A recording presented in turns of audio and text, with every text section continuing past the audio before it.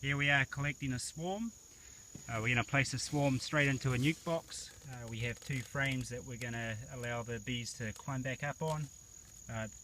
The screen is set for closed and the box is vented at both ends.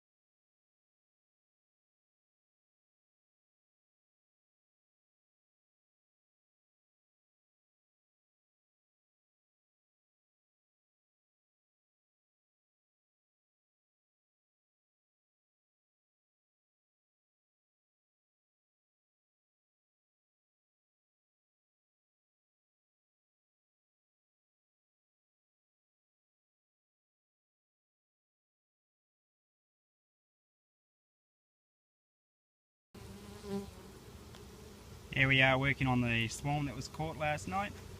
We're just going to go through it, inspect for the queen, and then transfer the over into a single deep brood box. Here we have the swarm box open. First frame we pulled out and that was full of pollen that we used as feed. Now we're just going to keep looking through the second frame so you can find the queen. So here we have the queen just on the top side of the box here. Just right in there by my finger. She wasn't on a frame, so she's just walking on the side there. She's mated and quite fat. As the queen wasn't on a frame and was walking down the side of the box, I basically tipped the nuke box upside down and tapped the bees into the hive. I'm just going to give them a little bit to settle down, and then I'll introduce additional frames of cat brood and honey pollen to work with. To help stabilise the swarm colony, we have introduced a hive top feeder and a very light sugar syrup solution.